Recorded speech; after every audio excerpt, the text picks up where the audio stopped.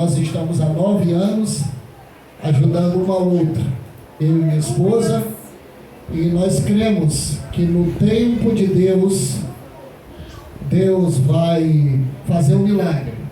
Os irmãos oram pela minha esposa, pois ela está em busca de um milagre. Amém? E nós servimos a um Deus de milagre. Glória a Deus. Eu convido os irmãos a abrirem as vossas Bíblias.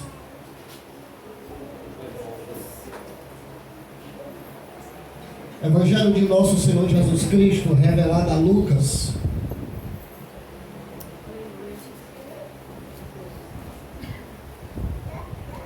Capítulo de número 8.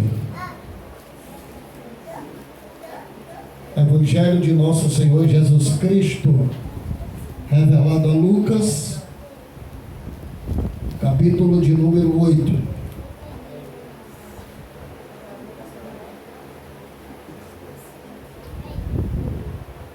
Versículo de número 50.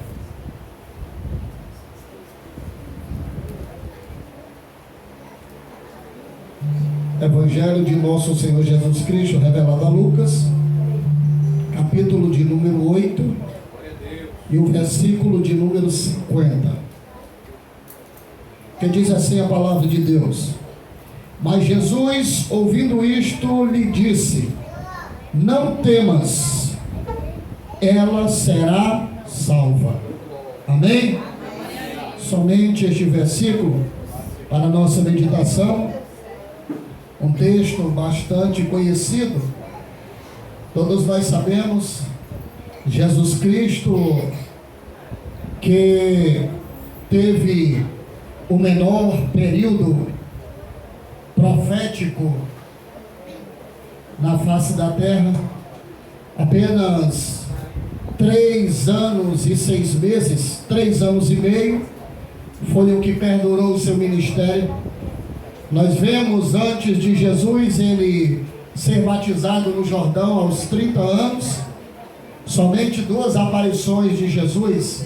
A primeira, ele ainda criança, quando o Herodes começa a perseguição a ele, e o Senhor se revela para José, ordenando a ele que pegasse sua esposa e seu filho e fugisse para o Egito, pois Herodes queria matar a criança. A segunda aparição de Jesus que nós vamos observar é aos seus 12 anos, aonde Jesus ele foi levado para ser apresentado no templo, e depois nós vemos ele ensinando aos sacerdotes e aos escribas que ali residiam. Depois disso nós vamos observar Jesus aos 30 anos, a sua aparição no Jordão, para ser batizado por João, e depois o Espírito Santo o expeliu ao deserto, e ali Jesus ele foi preparado para começar o seu ministério. Começa o seu ministério dentro da sinagoga após uma perseguição, depois ele ministrar uma palavra revelada no profeta Isaías, quando ele termina a mensagem dizendo: o Espírito Santo, o Espírito do Senhor me ungiu, e começa a revelar para que ele foi vocacionado. Depois disso há uma perseguição, ele foge para Cafarnaum e começa o seu ministério. 3 anos e 6 meses dura o ministério de Jesus.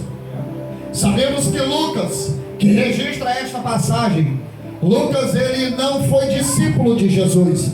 Lucas ele cita este texto baseado em 2 evangelhos, o Evangelho de Mateus e o Evangelho de Marcos, que fala sobre este texto.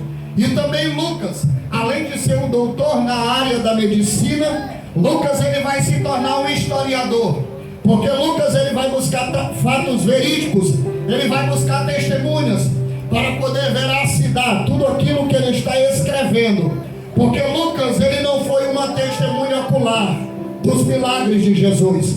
Lucas ele não andou com Jesus.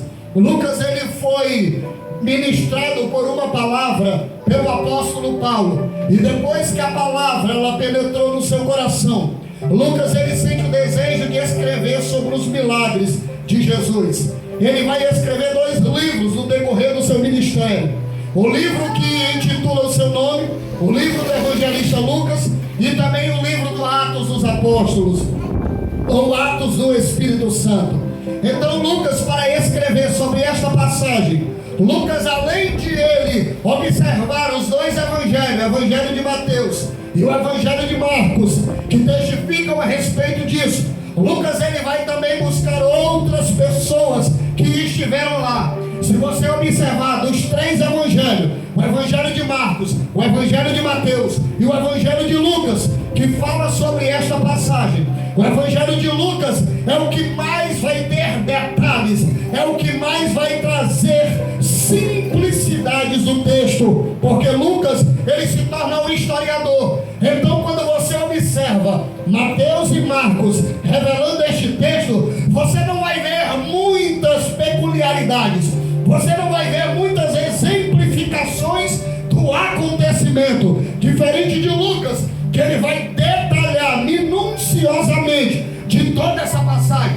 Perceba que quando Mateus e Lucas ele vai falar sobre esta cura, ele fala especificadamente sobre a cura, mas Lucas não, ele vai falar de toda a trajetória que passou-se para que esta cura ela viesse a ser manifesta. Ele começa a exemplificar dizendo que depois que Jesus ele cruza o lago de Tiberíades, depois de ele libertar um homem que estava possesso por uma legião, depois que ele chega em terra, o texto sagrado diz que Jairo ou Jair, que é a mesma coisa, Jair, todas as vezes que nós observarmos o Velho Testamento, nós vamos observar testificando a respeito de Jair. Só que no Novo Testamento nós vamos ouvir a palavra Jairo, só que quer dizer a mesma coisa. A única diferença é que todo o Velho Testamento, de Gênesis a Malaquias, está revelada uma palavra. Todas as vezes os escritores eles vão escrever em aramaico, e no aramaico não existe a palavra Jairo. Porém todo o Novo Testamento ele foi escrito no grego, e por isso o nome Jair no grego é Jairo. Jair e Jairo a mesma coisa. Todas as vezes que nós vamos observar esta palavra, ela tem um significado apenas para lugares diferentes, para templos diferentes e para povos diferentes. Perceba que agora Jairo, que é príncipe da sinagoga, ele vai até Jesus, e a Bíblia Sagrada diz que a primeira posição que ele faz é se prostrar aos pés de Jesus. Depois que ele se prostra aos pés de Jesus, o texto sagrado diz, Lucas escreve dizendo que ele vai falar sobre a sua filha, que se encontrava enferma, tinha sido acometido de uma enfermidade, e agora ele vem em busca de um milagre. Jesus de prontidão atende a Jairo, só que nós vamos observar uma caminhada. Se você for observar a primeira atitude de Jairo, ele se prostra e adora. A segunda atitude de Jairo é expressar para Jesus como se encontrava a sua casa, como se encontrava a sua família. Perceba, a sua filha está enferma. Com certeza, a sua esposa preocupada, seus familiares preocupados. Por quê? Jairo não é médico, Jairo é príncipe da sinagoga. E quem era Jairo? Jairo era alguém muito importante dentro da sinagoga. Jairo era aquele que cuidava do culto. Se você observar Mateus e Marcos, eles vão dizer que ele é príncipe. Só que se você observar Lucas ele vai dizer que ele é dirigente. Perceba que Lucas ele vai tratar minuciosamente sobre detalhes. E o que era um dirigente? Qual era a qualificação de um dirigente de sinagoga? Era ele que escolhia quem ia ler o texto. Era ele quem dizia quem ia ministrar a palavra. Era Jairo quem dizia toda a liturgia do culto. Era Jairo quem separava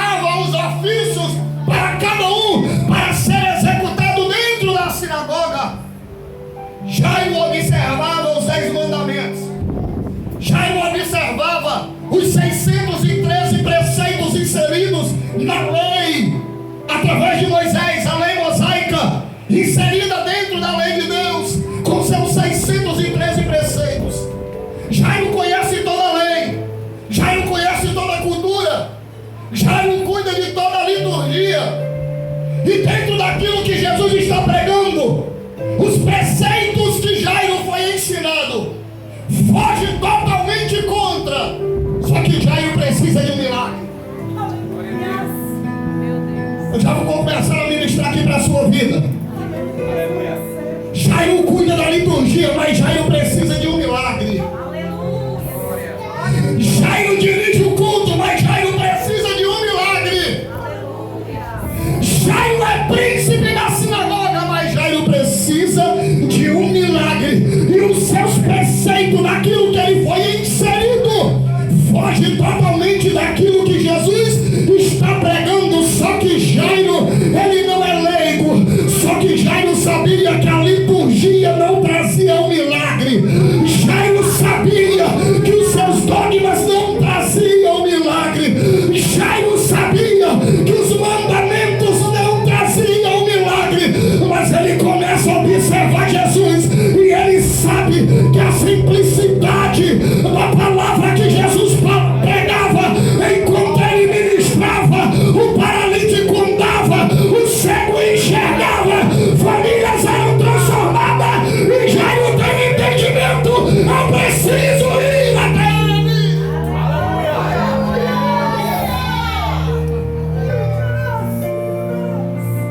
O que Jairo precisava não tinha dentro da sinagoga.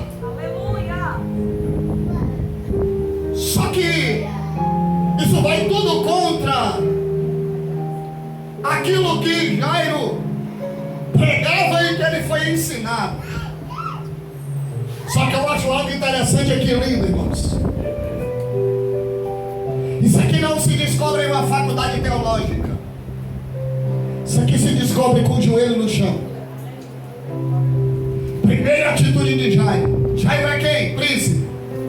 Jairo pode mandar prender Jesus por blasfêmia, por oposição. Por isso que ele foi crucificado. Parece que eu vejo Jairo se aproximando de Jesus. Jairo, como era respeitado, as pessoas começam a abrir espaço, porque Jairo está passando. Quem sabe começaram a pensar: ele veio prender Jesus, ele veio falar algo contra o que Jesus prega. Só que eles abrem o espaço e Jesus e Jairo se aproxima. Só que quando Jairo se aproxima, aquilo que eles pensavam não existiu, porque Jairo se aproxima de Jesus e se prostra. Eu vou repetir de novo, parece que você não entendeu. Jairo se aproxima de Jesus e se prostra. Jairo se aproxima de Jesus e se prostra. Eu vou revelar para a sua vida. Jairo poderia ter chegado com a autoridade que ele tinha, e poderia ter chegado e dito logo: Jesus, eu preciso de um milagre, vamos na minha casa executar logo o milagre. Ele poderia ter chegado e ter dito: Jesus, eu estou precisando de um milagre, largue esse povo para lá e vamos logo para minha casa, porque eu tenho autoridade sobre você. Você pode ter autoridade dada por Deus, mas eu tenho autoridade sobre você como homem e como autoridade religiosa.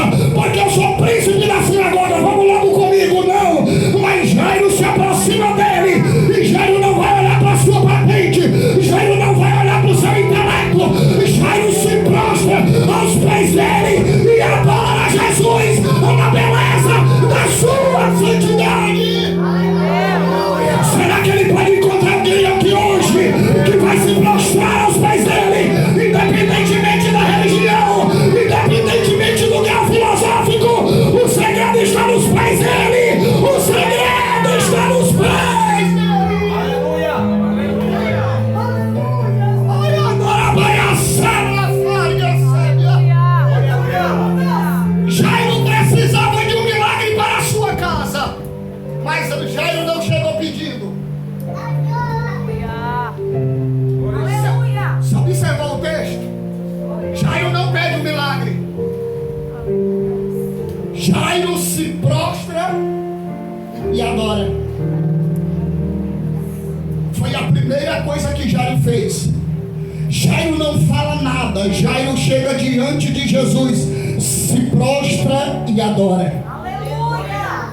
Glória a Deus! Ele não chegou pedindo, irmão. Aleluia, Jesus! Ele chegou adorando. Oh, glória! Vou repetir de novo. Ele não chegou pedindo, ele chegou adorando. Ele não chegou expressando a sua necessidade, ele chegou adorando. Sabe por quê? Porque ele conhece a tua necessidade. Não precisa você abrir a sua boca, não precisa contar o seu problema. E qual é o segredo, pregador? É se prostrar e adorar. É se prostrar e adorar. É se prostrar e adorar. É se prostrar e adorar. Será que você pode adorar ele nessa noite? Será que você pode adorar ele nessa noite? Adorar ele nessa noite. Adorar ele nessa noite. Adorar ele nessa noite. Adorar ele nessa noite. Adorar ele nessa noite. O segredo está em adorar o nome dele.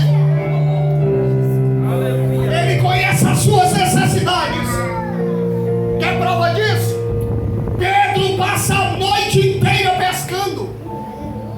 Amanheceu o dia. Pedro está lavando as redes. Só que Jesus não conhece Pedro. E nem Pedro conhece Jesus. Ele está lavando as redes angustiado. Sabe por quê? Porque Pedro dependia do peixe para pagar os seus impostos. Pedro dependia do peixe para alimentar a sua família. Pedro dependia do peixe para suster todas as suas necessidades. Só que Pedro não tinha pescado nada. Isso que não dá autoridade para dizer o cobrador ia bater na porta, não tinha dinheiro. E eu preciso passar na feira para levar alimento para casa, mas não tinha dinheiro, porque Pedro era pescador e precisava do peixe, mas não pescou nada. Jesus se aproxima. Pedro não diz nada a Jesus. Jesus só olha para ele e diz assim: me empresta o teu barco. Me empresta o teu barco. Pedro pega o barco e empresta para Jesus. Jesus se distancia um pouco da terra, sobe em cima do barco e começa a anunciar a sua palavra. Depois que ele termina de ministrar a palavra, ele pega o barco e devolve para Pedro e diz assim: Pedro, agora precipita-te ao mar de novo e lança as redes. O texto sagrado diz que Pedro olha para Jesus e diz: Senhor, passamos a noite inteira pescando e nada pegamos, mas sobre a tua palavra nós lançaremos as redes. E a Bíblia Sagrada diz que naquele dia houve uma grande pesca. O que é isso, irmãos? Jesus não falou nada para Pedro e nem Pedro falou nada para Jesus, mas Jesus tinha uma necessidade. A multidão apertava Jesus. Jesus precisava de um lugar para ministrar a palavra. Então Pedro empresta o barco para ele, e depois que ele empresta o barco, aí Jesus olha para Pedro, olha o coração de Pedro angustiado, conhecendo a necessidade dele, e chega para ele e diz assim: Pedro, pode ir para o mar e pode lançar as redes. Por quê? Porque você supriu a minha necessidade. Eu conheço a tua necessidade, Pedro. Eu conheço a tua necessidade e eu vim suprir a tua necessidade. Deus conhece a aflição da tua casa. Deus conhece a aflição da tua família. O segredo está em se prostrar e adorar. Depois que ele adora, a Bíblia Sagrada diz que Jesus se levanta e vai com Jairo para a sua casa. Só que no meio do caminho, escute, no meio do caminho vai acontecer algumas coisas. O texto diz que no meio do caminho, uma mulher que estava acometida de um fluxo de sangue há 18 anos, ela interrompe a caminhada de Jesus e a de Jairo. Aquela mulher, ela vai ao encontro de Jesus já tinha gastado todo o seu dinheiro, todos os seus bens, em busca de uma solução para o seu problema. Aquela mulher isenta de ir até a sociedade, de se apresentar diante do povo. Só que aquela mulher tomou conhecimento de que Jesus está passando por ali. Glória a Deus. Aquela mulher vai enfrentar a sociedade. Aquela mulher vai enfrentar o sistema político e religioso. Aquela mulher vai enfrentar todos os preconceitos. Aquela mulher não poderia tocar em ninguém. Se ela tocasse em alguém, ela era apedrejada. Aquela mulher não poderia estar nem no meio da sociedade inserida ali. Só que o texto diz que ela espera Jesus passar. Observa o texto, ela espera Jesus passar. O texto diz que ela veio por detrás e tocou na orla de Jesus. Só que tem duas posições aqui que nós precisamos meditar. Primeira posição que ela toma: deixa Jesus ir.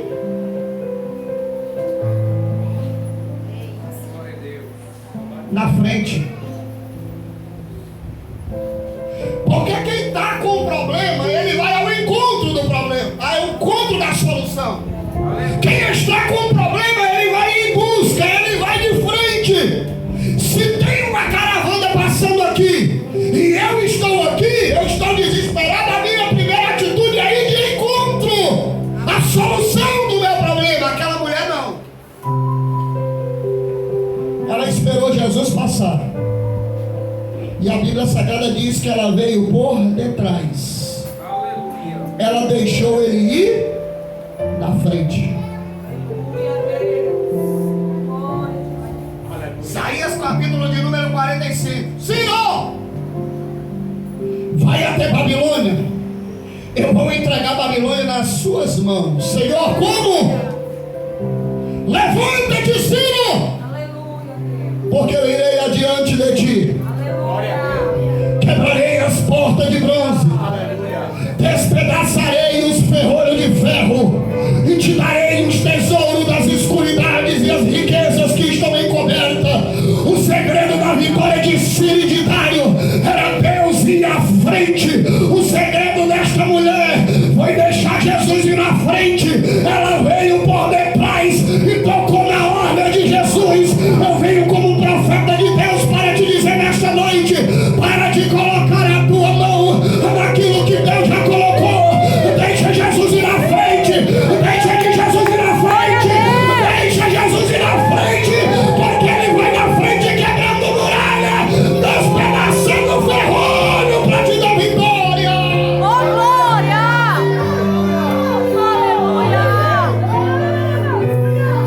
Aleluia! Aleluia!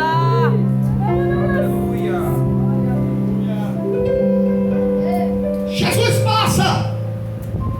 Aí a mulher vem por trás e Jairo observando. A mulher veio por detrás e tocou aonde, irmãos? Tocou aonde? Tem como tocar na orla assim? Tem como tocar na orla assim? Tem como tocar na orla assim? Se coloque de pé, irmão. Por gentileza, vire as costas. Olhe para cá com uma visão espiritual. Veja em vez de um interno, uma vestimenta sacerdotal. Pode permanecer. Tem como eu pegar na orla do irmão Antônio assim? Tem como eu pegar na orla dele assim? Aquela mulher queria a vitória. Aquela mulher queria um milagre para a sua casa. Aleluia! Glória a Deus! Qual vai ser a atitude dela? Vai na frente, Jesus. Aleluia! Enquanto eu vou tocar na sua, Aleluia! vou tocar na sua orla. recebe milagre por cima. Ninguém recebe milagre no meio. O segredo está embaixo. O segredo está nos pés. E Jairo observando, Jairo percebeu, ela tomou a posição que eu tomei. Porque na hora que eu cheguei diante dele, querendo um milagre para minha casa, eu me prostrei aos seus pés e adorei. A mulher precisava de um milagre para sua casa. Ela vai ao encontro de Jesus, mas ela vem por baixo. Ela vem por baixo. O segredo está nos pés. O segredo está nos pés. O segredo está nos pés de Jesus. Aleluia. A comitiva para. A comitiva para. Por quê? Porque Jesus para. Se Jesus para, a multidão para. De repente ele diz assim: quem me tocou? Glória a Deus. Os discípulos: Senhor, a multidão te aperta. E agora, como o Senhor pergunta quem me tocou, ele diz assim: não, alguém me tocou diferente. Aleluia. Alguém me tocou de outra forma. Aleluia. Irmãos, ninguém aqui tem autoridade para surpreender Deus. Porque antes que venha na sua mente, ele já sabe. Ele é onisciente. Agora tem coisa que nós fazemos. Existem coisas que nós fazemos que ninguém faz. E isso move o coração de Deus. Prova disso que poucas as coisas colocam Deus de pé. Poucas coisas colocam Deus de pé. A mulher toca nele e de repente ela vai expressar, só que a multidão está parada. Enquanto a multidão está parada, a filha de Jairo está agonizando.